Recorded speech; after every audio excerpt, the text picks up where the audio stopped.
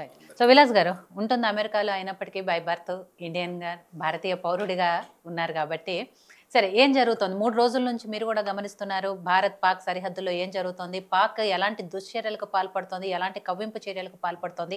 ఇవన్నీ కూడా చూస్తున్నారు. సరే ఎట్టకేలకి ఇప్పుడైతే ఇరు దేశాల మధ్య కొంత కాల్పుల విరమణ అనేది జరిగింది. ఒప్పందం జరిగింది కాబట్టి, దీనికి మధ్యవర్తిత్వం ట్రంప్ వహించారు. రాత్రంతా ఇరు దేశాలతో మాట్లాడాను కాబట్టి, ఆ 2 దేశాలు కూడా అంగీకరించాయి.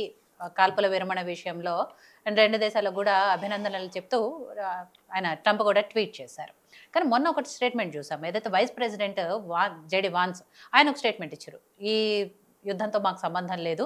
2 దేశాలు వాళ్ళ ఇష్ట ప్రకారము వాళ్ళు ఏం చేస్తారు అనేది అనే టైప్‌లోనే ఆయన మాట్లాడారు. బట్ ఇవాళ ఈ 2 దేశాల మధ్య మధ్యవర్తిత్వము ట్రంప్ వహించారు.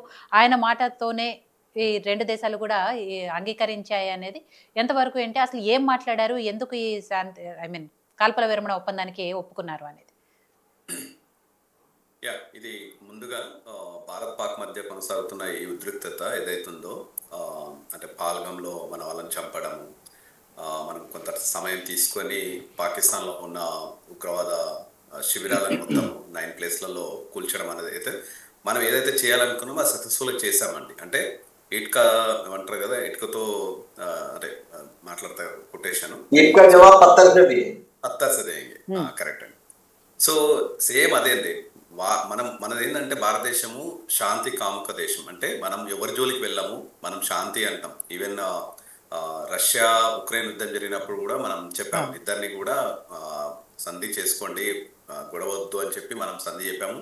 ఒకరోజు మన వల్లనే మన భారతీయుల్ని అక్కడి నుంచి తీసుకురావడానికి ఒకరోజు యుద్ధం ఆపించినటువంటి నేపథ్యం ఉన్నది. అంటే మనకు 2 దేశాలతోటి మంచి సత్సంబంధాలు ఉన్నాయి. అంటే ఎందుకు చెప్తున్నాను ఈ ఉద్యమం అంటే, రష్యా ఉక్రెయిన్ కొట్టాలంటే ఒక వారం రోజులలో కొట్టేయచ్చు జనరల్గా. కానీ అది ఒక 2-3 సంవత్సరాల వరకు కంటిన్యూ అయింది. అంటే ఒక యుద్ధం స్టార్ట్ అయినప్పుడు ఏమైతుందంటే కొన్ని కంట్రీస్ ఒక సైడ్ తీసేసుకుంటాయి. కానీ ఇక్కడ మన దగ్గర భారతదేశానికి వచ్చేసరికి ఏంటంటే, మనం ఎప్పుడైనా అదే శాంతిగా ఉంటాము, ఎప్పుడు ఎవరితో పోము. అన్లెస్ అంటిల్ వాళ్ళు మన దగ్గరికి వస్తే మాత్రం మనం ఆగం. అది మాత్రం డిసైడ్ చేసాం. సో ఏవైతే టూరిస్టులను చంపగానే మనం ఏం డిసైడ్ చేసాము, ఇమ్మీడియట్గా కొంత సమయం తీసుకొని మొత్తం మూకలు ఉన్నటువంటి టెర్రరిస్ట్ ఆర్గనైజేషన్స్ మొత్తం ఒక్క ప్లేస్లో ఉన్న వాటిని మొత్తం అటాక్ చేసేసి నేలమట్టం చేసాం. అది మన సక్సెస్ రేటు. ఇంకా కొన్ని ప్లేసెస్ ఉన్నాయి, మొత్తం మనం ఐడెంటిఫై చేసిన 26 శిబిరాలు. బట్ మనం అందులో 9 ఏవైతే మెయిన్గా ఉన్నాయో 9ని అటాక్ చేసాం. మనం అప్పటికి చెప్పాం, ఒకవేళ మళ్ళీ పాక్ కవ్వింపు చర్యలు చేస్తేనే మళ్ళీ అటాక్ చేస్తాం, లేదంటే లేదు అనేది మనం క్లారిటీ ఇచ్చాం. కానీ పాకిస్తాన్ కూడా ఏంటంటే అక్కడ కూడా ఉంటారు కదా, వాళ్ళు కూడా ఎమోషనల్గా అంటే చర్యకి ప్రతి చర్య మళ్ళీ చర్య అన్నట్టుగా వాళ్ళు స్టార్ట్ చేశారు. సో ఈ సందర్భం ఏంటంటే మనం ఏమంటున్నామంటే, ఏదైతే కొంత కవ్విస్తే మనం ఆగం అనేది చెప్పాం. సో కానీ మన భారతీయులందరికీ ఎలా ఉందంటే, ఇదే సందర్భము ఏదైతే పిఓకే పాక్ ఆక్యుపైడ్ కాశ్మీర్ ఉందో అది కూడా తీసుకోవాలనేది ఒకటి ఉంది. అంటే మనం అనుకుంటున్నాం అందరం ఎవ్రీవన్. బట్ ఒక స్ట్రాటజీ ప్రకారం మనం వెళ్తున్నాము. కొంత సమయం పట్టవచ్చు. ఈ సమయంలో మన భారత ప్రజలు మన అందరం కేంద్ర ప్రభుత్వానికి అండగా ఉంటున్నాము కూడా. కాకపోతే లోపల ఒక కోరిక అయితే ఉంది, ఇదే సందర్భం కదా, మనం ఎప్పుడు లైన్ ఆఫ్ కంట్రోల్ కానీ గీత దాటడం కానీ మనం చేయం కదా. ఇప్పుడు వాడు కవ్వించాడు కాబట్టి ఇదే అదునుగా మనం పిఓకను కూడా ఆక్యుపై చేసుకుంటే బాగుంటుంది అనేది, అదే యాక్చువల్ ప్లాన్ కూడా మనది కూడా అదే ఉంది అన్నట్టుగా సమాచారం. కానీ ఇక్కడ ఏంటంటే ఈ యుద్ధం స్టార్ట్ అవుతాయండి, పాకిస్తాన్ కోల్పోవడానికి ఏం లేదండి. అది అడుక్కునే దేశమే, అది అడుక్కుంటుంది. అది ఆ కంట్రీని ఈ కంట్రీని అడుక్కోవడం అదే ఉంటుంది. మీరు పాకిస్తాన్ గత 4 టర్మ్ తీసుకుంటే, 4 సార్లు తీసుకుంటే మనతో యుద్ధం గెలిచిన దాఖలాలు ఏమీ లేవు. లాస్ట్ టైం 13 రోజులు కాగానే మళ్ళీ శాంతి ఒప్పందం వచ్చింది. ఈసారి అయితే 3 రోజులకే శాంతి ఒప్పందానికి వచ్చింది. మళ్ళీ అమెరికాతో మాట్లాడి అది చెప్పింది.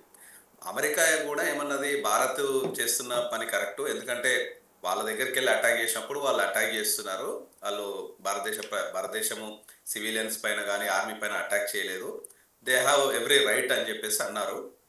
నాకు తెలిసినంత వరకు ఏంటంటే పాక్ కూడా మళ్ళీ కాళ్ళబేరానికి వచ్చినట్టు ఇంతమంది వెంకటస్వామి గారు చెప్పినట్టు కాళ్ళబేరానికి వచ్చి ఉంటుంది. సో ఆ విధంగానే అది ఉంటుంది. ఎప్పుడైనా ఒకసారి ఒక వ్యక్తి వెళ్ళి పెద్ద మనుషులు మన ఊర్లలో చెప్పాలంటే లేమన్ లాంగ్వేజ్లో పెద్ద మనుషుల దగ్గరికి వచ్చి మాట్లాడినప్పుడు సరేనా ఒకసారి మాట్లాడదాం అన్నట్టు ఏదైతే అంటామో, సో మనకు అమెరికా పెద్దన్న పాత్ర కాబట్టి మనం కూడా గుడ్ రిలేషన్స్ మెయింటైన్ చేస్తున్నాం. ఇది సంఘటన ఏంటంటే మనకు రష్యా ఉక్రెయిన్ సంఘటన జరిగినప్పుడు ఏదైతే సేమ్ మనం చెప్పినప్పుడు ఆ రెండు కంట్రీస్ ఎలా అయినాయో, ఇప్పుడు అమెరికా చెప్పినప్పుడు కూడా మనం కూడా యాజ్ ఎ గుడ్ ఫ్రెండ్ ఏంటంటే ఒక మంచి మాట, ఒక మంచి పెద్ద మనుషుల ఒప్పందం ఉన్నప్పుడు ఏంటంటే వింటున్నాం.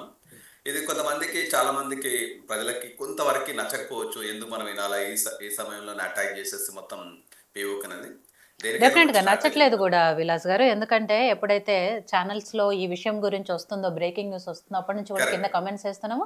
చాలా మంది కూడా అంటే యుద్ధం జరిగితే మీరు అన్నట్టుగా పీఓకొని తీసుకోవటమో, లేకపోతే పాకిస్తాన్కి గట్టిగా బుద్ధి చెప్పటమో, ఇవన్నీ జరుగుండాల్సింది అని ఒక అభిప్రాయం అయితే మెజారిటీ స్థాయిలో వస్తుంది.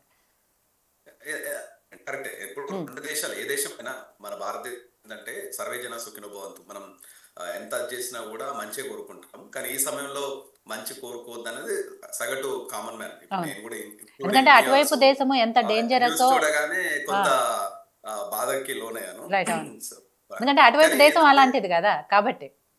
ఎగ్జాక్ట్లీ ఉమ్, మన ఏంటంటే మనం మనం మనం ఏంటంటే మంచి అనేది ఒకటి బాగా ఉందండి. ఎంత అవునన్నా మనము శత్రువుకే అంటే ఫుడ్ సప్లై చేసిన, టర్కీలో అవును. భూకంపం వచ్చిన, ఉమ్, పాకిస్తాన్లో భూకంపం వచ్చిన, వాళ్ళు తినడానికి గోధుమ పిండి కావాలన్నా మన నుంచి పోయినటువంటి సందర్భము. ఉమ్, ఇంత చేసినా కూడా మనం ఏంటంటే మనం కొంచెం ఉదార మనస్వభావం ఉంటుంది. అదే మనకు కొద్ది ఏంటంటే ఇంకెన్ని రోజులు అనేది కామన్ గా ఉందండి. కాకపోతే సో ఒక మధ్యలో పెద్ద మనిషి వచ్చి చెప్పాడు కాబట్టి ఈరోజు 5 o'clock నుంచి ఆపేసాము. 12th వరకు మాట్లాడతాం. వాడు ఏం చెప్తాడు వాడు విందాము. ఒకరోజు ఎందుకంటే ఈ సమయం కూడా మనం ఏమీ ఖాళీగా ఉండమండి. ఈ దాన్ని కూడా మనం అడ్వాంటేజ్ తీసుకుంటాం. మీకు మన భారత విదేశాంగ శాఖ ప్రతినిధి విక్రమ్ మిశ్రీ గారు మాట్లాడారు కదా. అవును. సో ఉమ్, చెప్పారు అంటే వీళ్ళ డీజీఎంయు అంటే director general of military operations కానీ, రెండు దేశాలు మధ్య చర్చలు జరిగినాయి కదా, పాకిస్తాన్ డీజీఓ ఉమ్, కానీ మనది కానీ. సో మన ఏం లేదండి, సింపుల్. ఈ ఈ 1 day 2 days టైం కూడా మన సైనికులకు కూడా కొంచెం రిలాక్స్, అంటే కొంత రిలాక్సేషన్ అని నేను అనుకుంటున్నాను. మనము గగనతలం, సముద్రతలం ఇవన్నిటి కూడా మనం ఏమి ఎక్కడ తగ్గమండి. Um, ready for next step everything. So ఈ బ్రేక్ కొంచెం రిలాక్సేషన్ ఫర్ నెక్స్ట్ స్టెప్ అని నేను అనుకుంటున్నాను. రైట్. సో ఎందుకంటే కంటిన్యూగా 24 hours మనం నిన్నటి అటాక్ చేసేటప్పుడు సివిలియన్స్ మీద అటాక్ చేయొద్దు. మన దగ్గర ఏంటంటే మీరు చూసుకుంటే శాటిలైట్స్, ఉపగ్రహం కానీ ఇవన్నీ కూడా మనం టెక్నాలజీని లేటెస్ట్గా వాడుతున్నాం. ఇప్పుడు పాకిస్తాన్ తీసుకుంటే they don't have any own manufacture అండి. మన దగ్గర తీసుకుంటే చాలా నాగాస్త్ర, బ్రహ్మాస్త్ర, మిగతా ఇవన్నీ కూడా మన దగ్గర ఓన్ మ్యానుఫ్యాక్చరింగ్ ఉంది. మనం చేయగలుగుతాం కూడా జనరల్గా. పాకిస్తాన్ ఎంతసేపు చైనా కానీ, టర్కీ కానీ, ఇంకో దేశాన్ని కానీ అడుక్కోవడం దాని బతుకు కాబట్టి వాళ్ళు సక్సీడ్ అవ్వరు. ఎన్ని రోజులు ఉన్నా అడుక్కోవడం. ఏది ఏమైనా కూడా అండి, మనము భారతదేశం డెవలప్మెంట్ కంట్రీ కాబట్టి ఎక్కువ యుద్ధానికి పోతే కూడా మనకు కూడా కొంత డెవలప్మెంట్ లో భాగంగా తగ్గుతుందేమో అనేది ఉందండి. ఉమ్, సో మనం కూడా శత్రువు కనబడితే వేసేయడమే, అక్కడ ఎక్కడ డౌట్ లేదు. రైట్. కానీ ఉమ్, మొత్తము పాకిస్తాన్ ప్రజలంతా కూడా చెడ్డవాళ్ళు కాదు కదా, అందులో కూడా కొంతమంది ఉన్నారు కాబట్టి ఉమ్, మన సివిలియన్స్ ఏం చేయట్లేదు. ఏమన్నా టెర్రరిస్ట్ అటాక్స్ ఉన్నా కూడా, లేదంటే ఆర్మీ ముందుకు వస్తే వాళ్ళు ఉమ్, కూడా సైలెంట్గా ఉంటే మనం ఏం చేయము వాళ్ళని. సో అది క్లారిటీ ఉంది మనకి. అవును. సో ఇది డెఫినెట్ గా కొంత బ్రేక్ తీసుకున్నా కూడా ఏమంటారు చూడ, సింహం ఒక అడుగు వెనక్కేసిందంటే దాని అర్థం తగ్గిందని కాదు, ఎక్కువ జంప్ చేయడానికి అవకాశం వస్తుంది కాబట్టి నేను అదే విధంగా అనుకుంటున్నాను. ఉమ్, దీంట్లో భారతదేశ ప్రజలు కొంత అదే సంయమనం సాధువుగా ఈ పాటించాలి. విషయంలో సంయమనం పాటించాల్సిందిగా కోరుతున్నాను. అవును. డెఫినెట్ గా ఎందుకంటే ఇది మనం ఒక ఏం తగ్గమండి. సెంటిమెంట్ తో కూడుకున్నది. చాలా మంది పహల్గామ్ ఇష్యూని చాలా పర్సనల్ గా తీసుకున్నారు. తమ ఇంట్లో కుటుంబ సభ్యులను కోల్పోయినట్లుగా ప్రతి ఒక్కళ్ళు ఫీల్ అయ్యారు కాబట్టి ఇంతకింతకు బదులు తీర్చుకోవాలనే ఒక ఇదితో రగిలిపోతున్నారు.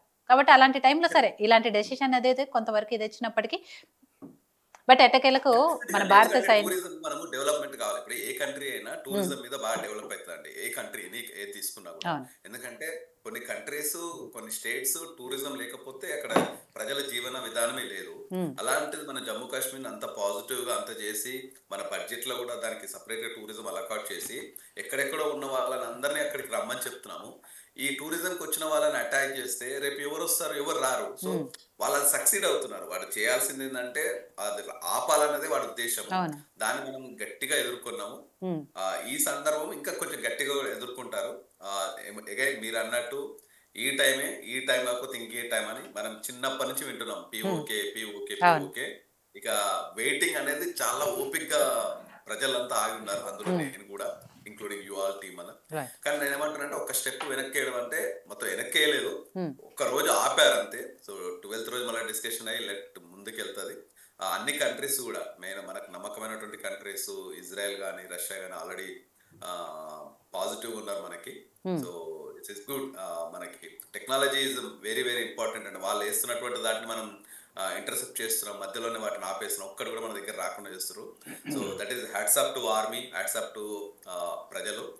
ఈ టైంలో మన అందరము వెన్నుదన్నుగా నిలవాల్సిన అవసరం ఉంది. Thank you YoYo TV, thank you so much.